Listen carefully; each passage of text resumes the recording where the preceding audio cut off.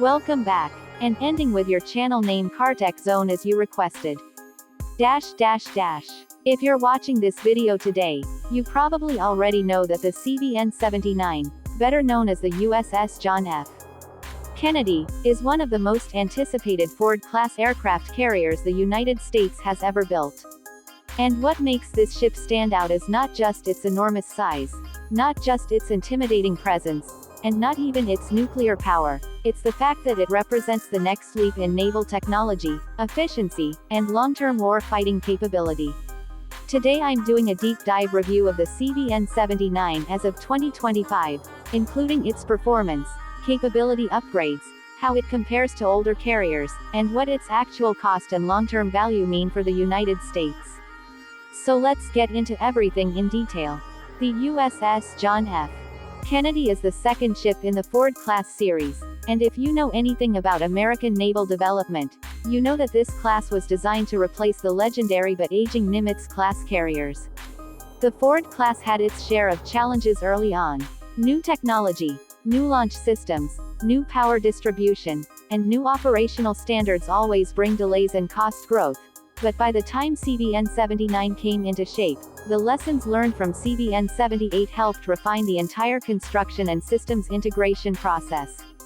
That's why CVN-79 is not only more polished but in many ways represents a smoother evolution of the class. One of the biggest upgrades on this carrier is the electromagnetic aircraft launch system, or EMALS. Unlike the older steam catapults used on Nimitz-class carriers, EMALS uses a controlled electromagnetic field to launch aircraft. What does this mean in real terms? Faster launches, smoother launches, reduced structural stress on the aircraft, higher sortie rates, and more flexibility for future aircraft. It also reduces manpower requirements and maintenance costs, because electromagnetic systems don't need the huge network of steam piping and valves that old catapults needed. In a 2025 context, EMALS has become more reliable, more stable, and more integrated with digital monitoring systems, making CVN-79 significantly more efficient than older carriers. Another major enhancement is the Advanced Arresting Gear, or AAG. Just like EMALS, the arresting system has gone fully electrical, meaning better energy absorption, better precision control, and safer aircraft recovery. This matters because modern aircraft, especially future drones and next-generation fighters, need precise landing systems that can adapt to different weights and speeds. AAG gives CVN-79 a huge operational advantage in this area. But a supercarrier is more than its launch and recovery systems. The real backbone of the CVN-79 is its power plant. With two nuclear reactors generating massive amounts of electricity, this ship has enough power not only for all current systems but for future systems that haven't even been built yet. The Ford class was designed specifically to supply energy for next-generation weapons, including advanced sensors, more powerful radar arrays, long-range targeting systems, and even potential energy-based weapons such as lasers. So when we talk about performance in 2025, we're not just talking about what the carrier can do today, we're talking about what it will be able to handle in the 2040s, 2050s, and beyond. One area where CVN-79 makes a massive difference is operational efficiency. Older carriers require far more sailors to run, maintain, and manage the ship's internal systems. But the Ford class integrates automation across multiple systems, reducing staffing requirements by hundreds of personnel. That saves tens of millions of dollars over the carrier's lifetime and opens up more space and flexibility for new technology. The ship also reduces required maintenance hours significantly. The entire design philosophy is high-performance operation with lower long-term cost, something that matters deeply for U.S. naval budgeting. Now let's talk about the physical flight deck, because that's the heart of any supercarrier. CVN-79 features an expanded deck layout that supports more efficient aircraft handling. The redesign reduces choke points and allows for higher sortie generation, meaning the ship can launch and recover more aircraft in less time. In real-world operations, that translates to superior air dominance. The radar and sensor systems on CVN-79 also represent a major upgrade over previous carriers. Its dual-band radar system integrates multiple frequencies into a coordinated network, allowing the ship to track more targets at greater ranges with improved accuracy. That's a critical capability in modern combat, where stealth aircraft, long-range missiles, and advanced drones require faster and more precise detection. CVN-79's aviation assets are another key talking point. While the aircraft carrier itself is the star, its true power lies in the Airwing it carries. In 2025, the expected Airwing includes F/A-18 Super Hornets, F-35C Lightning IIs, EA-18G Growlers, E-2D Hawkeyes, and various advanced helicopters. Over time, unmanned combat drones will expand the carrier's capabilities even further. Because the Ford class was designed from the ground up with digital management systems, it can integrate new aircraft faster and more effectively than older carriers. Let's move to combat survivability and protection. The Ford class uses improved hull design, better compartmentalization, and upgraded electronic warfare suites. The ship's onboard defense is a layered system: long-range sensors, surface-to-air missiles, rapid-fire defense guns, and electronic jamming capabilities all work together to keep the ship safe.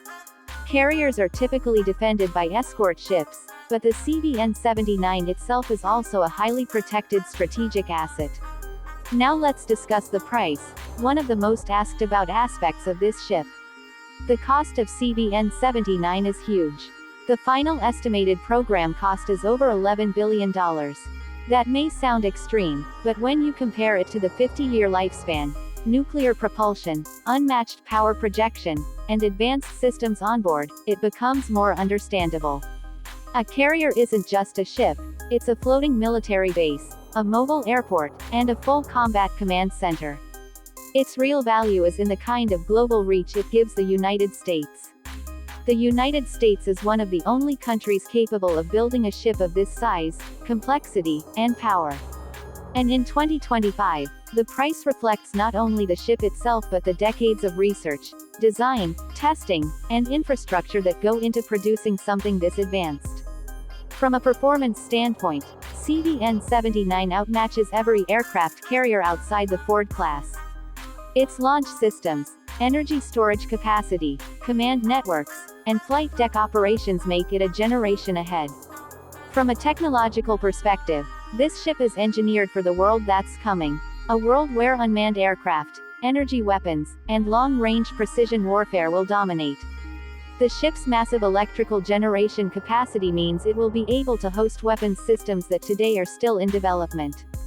That includes high-energy lasers for missile defense, electromagnetic railgun concepts, and advanced electronic warfare tools.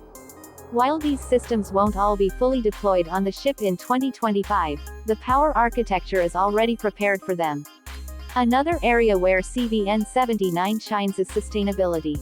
Nuclear power gives the carrier essentially unlimited range. It doesn't need conventional fuel for propulsion, and it can operate for years without refueling. This gives the U.S. Navy unmatched endurance. Operationally, the ship can stay at sea longer, project power further, and maintain presence in critical regions without frequent interruptions. This is one of the biggest strategic advantages that the U.S. maintains over any other navy in the world. In terms of real-world impact, CVN-79 gives the United States more flexibility in global operations. Whether it's the Pacific, the Indian Ocean, the Mediterranean, or the Atlantic, this carrier can support missions ranging from humanitarian disaster response to full-scale military operations. Its presence alone is a deterrent. And in 2025, as global tensions evolve and nations upgrade their defense platforms, having a state-of-the-art supercarrier becomes more important than ever. Operational performance, cost efficiency, and future-proof design all combine to make CVN-79 one of the most significant military assets of the decade. It's not just a bigger ship, it's a smarter ship. It brings the latest in naval engineering, the most advanced aircraft launch technology, and the kind of power projection that defines modern American naval strength. For anyone interested in naval technology, defense engineering, or large-scale military hardware, the CVN-79 is a milestone worth studying. So that's the full, detailed review of the USS John F. Kennedy, CVN-79, covering everything from performance to systems to cost and what it means for U.S. capabilities moving into the future.